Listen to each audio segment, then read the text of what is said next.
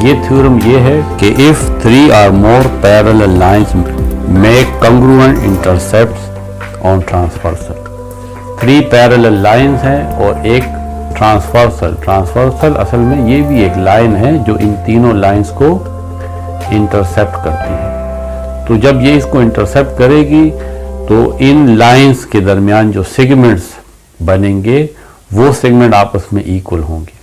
अब अगर एक और ट्रांसवर्सल इन्हीं तीनों लाइंस को इंटरसेप्ट करते हैं तो वो जो लाइन सेगमेंट्स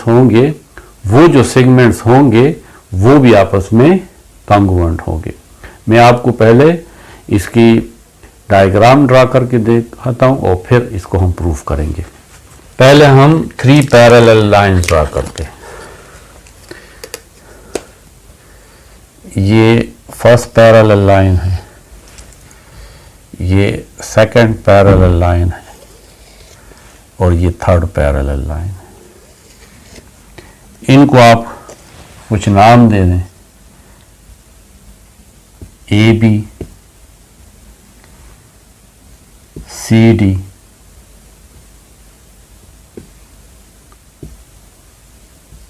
और ई एफ। ये आपके पास 3 पैरेलल लाइंस हैं। तो ये गिवन है, आप यहां पे लिख लें गिवन में ए बी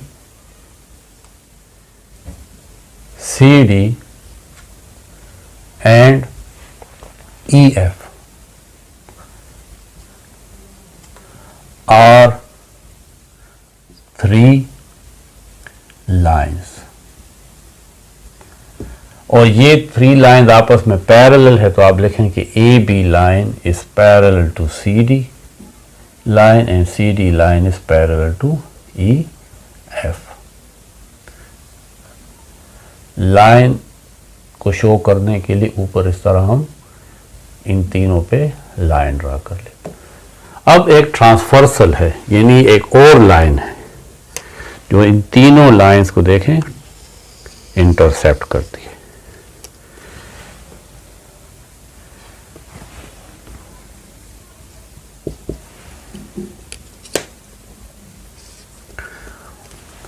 इस ट्रांसवर्सल लाइन का नाम हम रख लेते हैं L and X।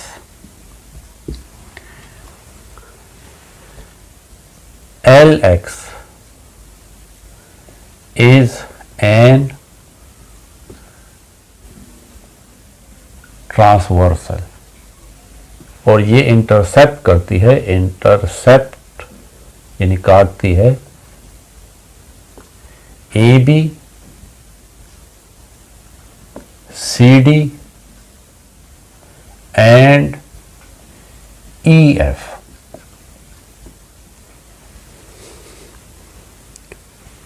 कहां पर? At the points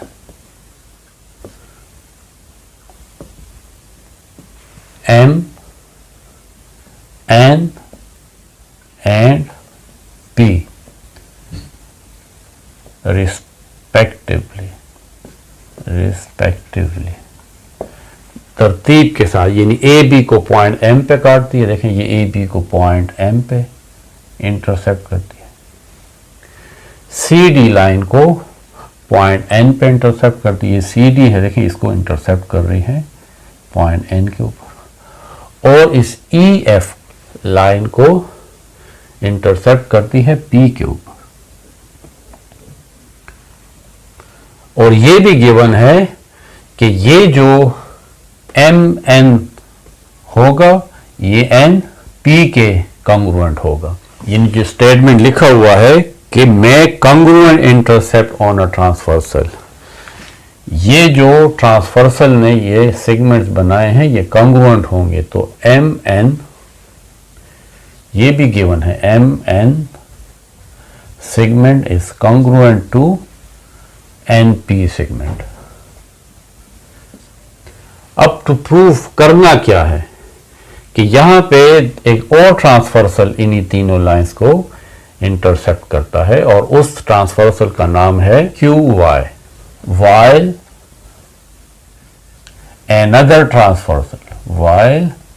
another transversal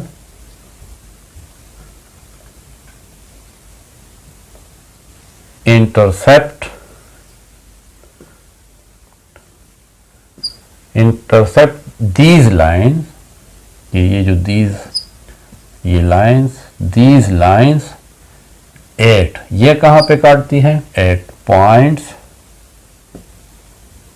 R, S and T respectively. एक दूसरा ट्रांसवर्सल है,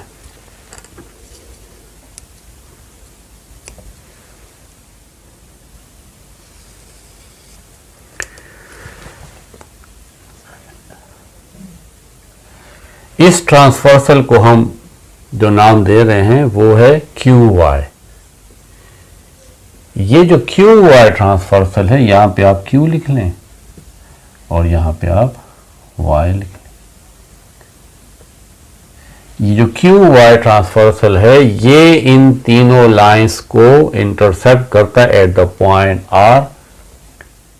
पहली लाइन AB को R पे इंटरसेप्ट करता है, CD लाइन को S पे इंटरसेप्ट करता है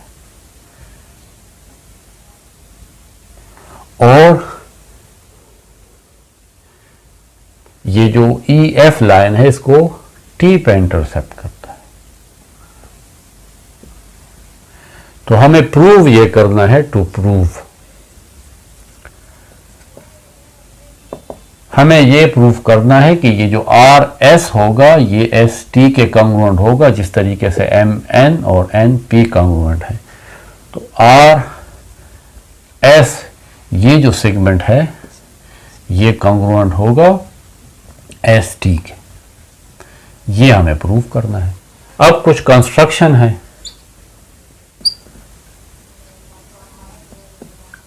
अब यहां पे हम कुछ कंस्ट्रक्शन करते हैं। अब इस R से हम RU एक लाइन सेगमेंट ड्रा करते हैं, ये RU जो इस LX ट्रांसवर्सल के पैरेलल है। From R draw RU parallel to LX और ये RU CD लाइन पे पॉइंट U पे मिलता है, which meets CD, ये जो CD लाइन है एट कौन से पॉइंट पे? U पे। और इस S से भी हम एक लाइन सेगमेंट ड्रा करते हैं, SV,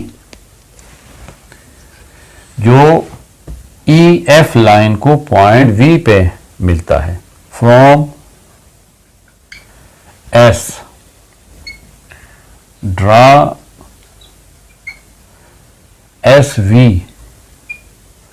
पैरेलल टू, ये SV भी LX के पैरेलल है, इसके ड्रा करते हैं, which meets EF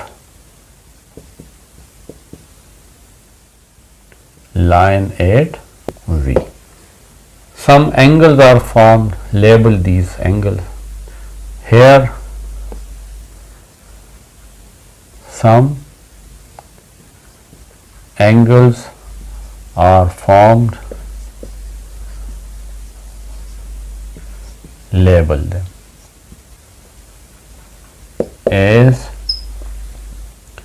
angle 1, angle 2, angle 3 and angle 4।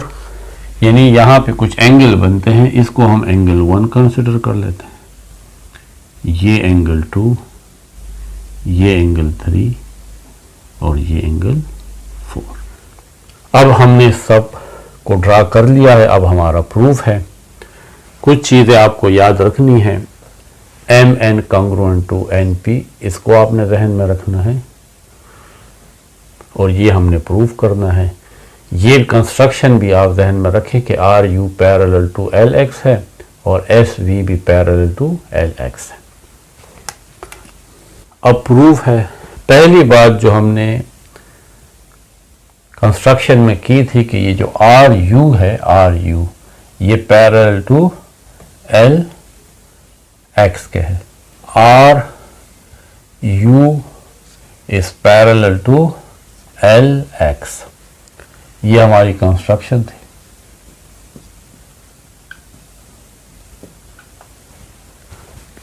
दूसरी बात गिवन ये है कि ये जो ए बी लाइन है ये सी डी के पैरेलल है, ये हमारा गिवन था। गिवन में 3 लाइंस आर पैरेलल है, तो A B line is parallel to C D, ये हमारा गिवन है। तो आप देखें ये 2 लाइन ए बी लाइन और ये सी डी लाइन ये आपस में पैरेलल है, तो इसका ये जो छोटा सा सेगमेंट है एम आर और एन यू ये भी पैरेलल होगा। और इसी तरीके से हमारी कंस्ट्रक्शन ये है कि R U is parallel to इस कंप्लीट एल एक्स, ये पूरा एल एक्स, तो इसका ये जो छोटा सा सेगमेंट है एम यू ये भी इस आर यू के पैरेलल होगा। तो जब ए बी तमाम सी डी के पैरेलल है तो इसका ये जो एम आर सेगमेंट है एन यू के पैरेलल होगा, और जब आर यू पैरेलल है इस तमाम एल एक्स के तो इसका ये छोटा सा हिस्सा आर यू एम एन के भी पैरेलल हो। तो जब 2 अपोजिट साइड आपस में पैरेलल हो तो फिर ये पैरेलोग्राम बन जाता है। तो एम एन यू आर हमारे पास क्या बन जाता है? Parallelogram. Therefore M N U R is a parallelogram by definition, क्योंकि पैरेललोग्राम की डिफिनीशन ही यही है कि उसके अपोजिट साइड पैरेलल होते हैं। जब ये M N U R parallelogram है तो इसका मतलब है कि इसके जो अपोजिट साइड होंगे वो आपस में इक्वल भी होंगे। थस एम एन ये वाला जो साइड है M N equal to R U, इस आर यू के, क्योंकि ये अपोजिट साइड्स ऑफ पैरेललोग्राम है। Opposite sides of parallelogram. Similarly,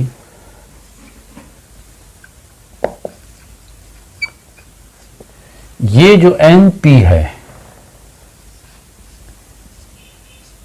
ये कॉन्ग्रुएंट होगा इस SV के।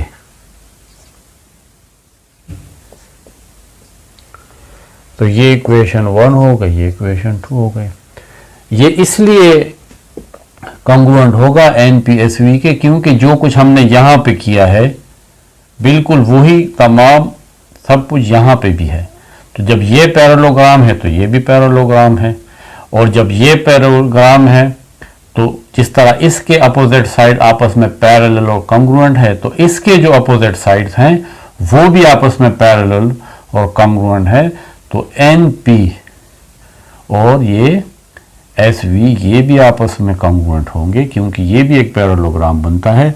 ये तमाम प्रोसेस हम यहाँ पे भी कर सकते हैं, लेकिन हम डायरेक्ट इसको इस तरह ये हमने प्रूफ किया है उसी तरह ये भी प्रूफ कर सकते हैं, बस हम सिर्फ सिमिलरली लिख लेंगे। बट गिवन क्या था? मैंने आपसे कहा था ना कि आपने वो गिवन याद रखना है कि एम एन,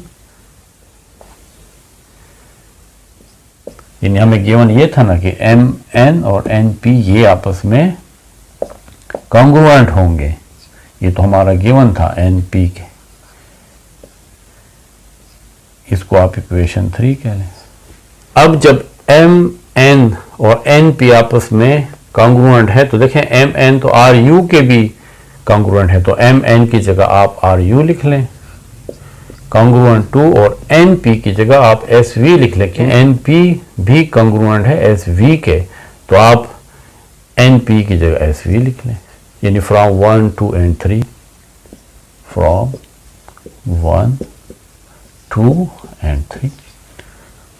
ये हमारे गिवन था कि M N is N P, लेकिन एम एन आर यू के इक्वल है तो एम एन की जगह आर यू लिख लें, और आर और एन पी, देखें एन पी तो एस वी के भी इक्वल है, तो हम एन पी एस वी के इक्वल लिख लेते हैं।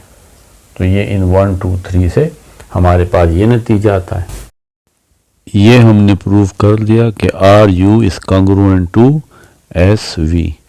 लेकिन ये भी हमने किया था उस वक्त कंस्ट्रक्शन में कि ये जो आर यू है ये पैरेलल टू एल एक्स है। देखें आर यू, आप उस कंस्ट्रक्शन को देखें, R U is parallel to L X, S V भी पैरेलल टू एल एक्स था। हमने कंस्ट्रक्शन ये की थी कि ये जो आर यू साइड है ये जब हमने ये लाइन सेगमेंट ये आर यू ड्रा किया था तो हमने कहा था कि ये एल एक्स के पैरेलल है, और ये एस वी जब हमने ड्रा किया था तो हमने कहा कि ये भी एल एक्स के पैरेलल है।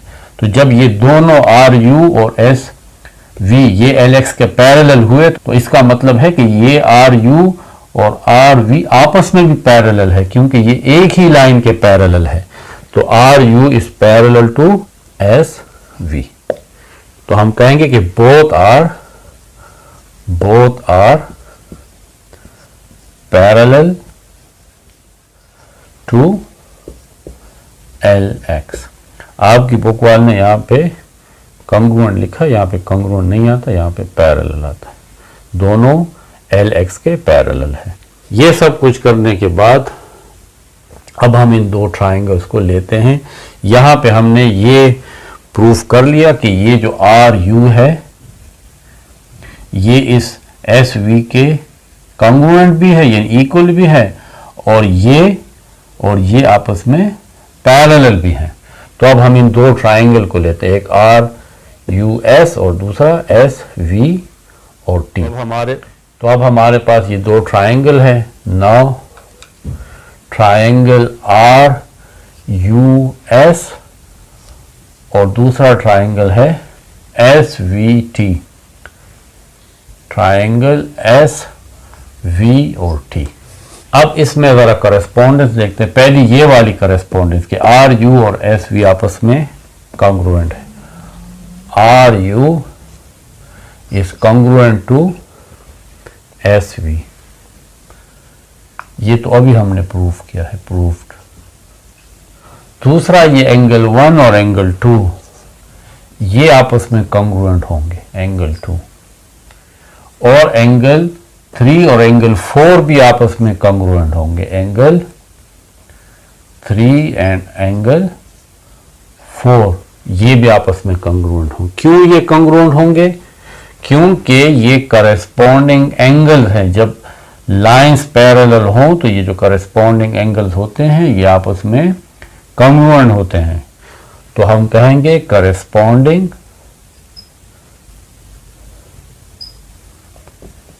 एंगल्स, ये दोनों करस्पॉन्डिंग एंगल्स हैं, तो इसके साथ लिख लेंगे।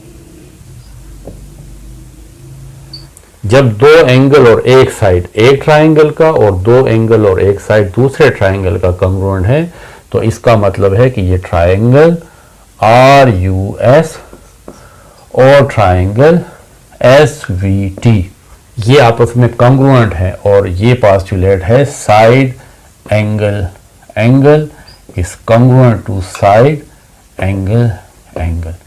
एक ट्राइंगल के दो एंगल और एक साइड दूसरे ट्राइंगल के दो एंगल और एक साइड के कॉन्ग्रुएंट है, इसलिए ये दोनों ट्राइंगल आपस में कॉन्ग्रुएंट है।